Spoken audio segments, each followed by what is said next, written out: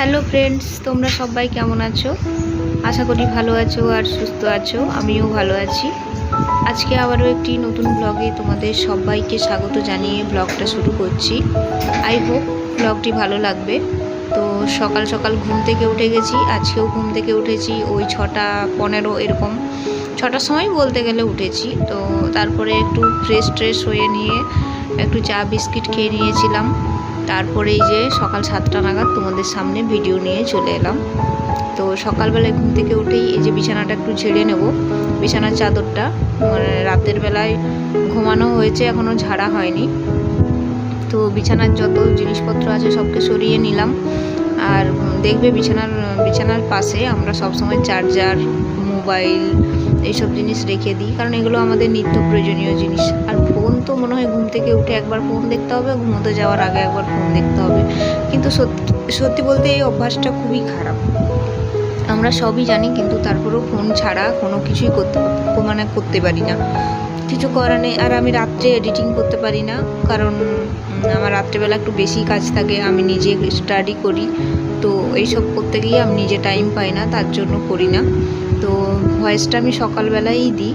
যদি কিছু সমস্যা হয় তোমরা একটু মানিয়ে নিও। তো বিছানাটা ঝাড়া হয়ে গেল, এরপর চলে এলাম মিক্সিতে মশলাটা করে নেব।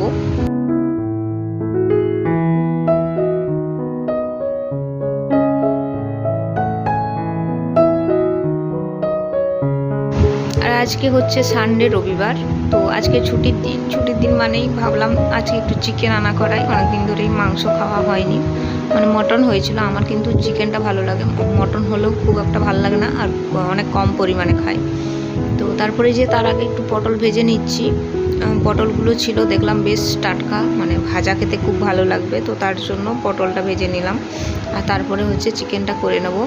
আর আছে বলতে আম আছে, দই একটু নিয়ে আসা হয়েছে, আর তার সাথে দুটো পাঁপড় ভেজে নিলেই হয়ে যাবে কমপ্লিট। তো সানডের দিন এভাবে খেতে আমাদের কিন্তু খুব ভালো লাগে।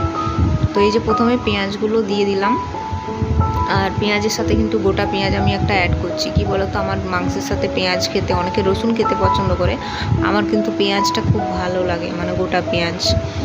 তোমরা করে দেখতে পারো, মানে যার যেমন। তো আমার কিন্তু ভালো লাগে।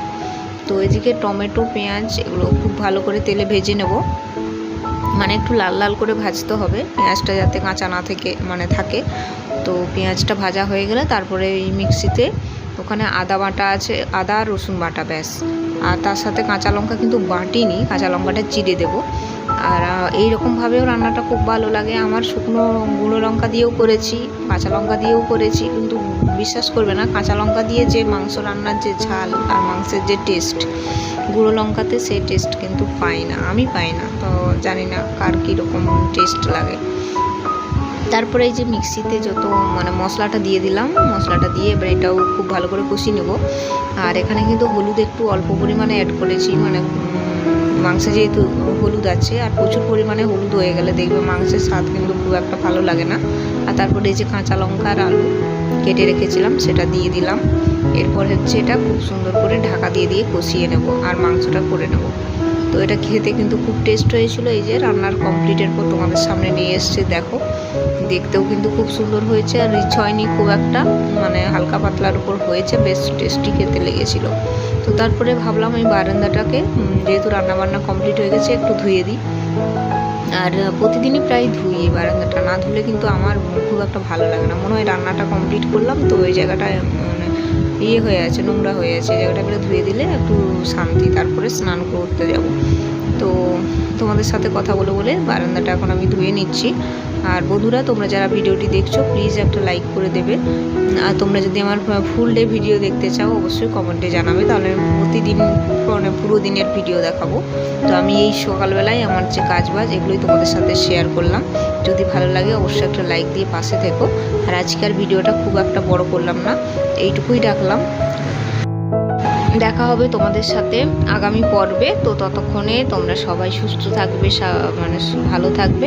তো আজকের দিনের মতো আমি এখানেই বিদায় নিলাম।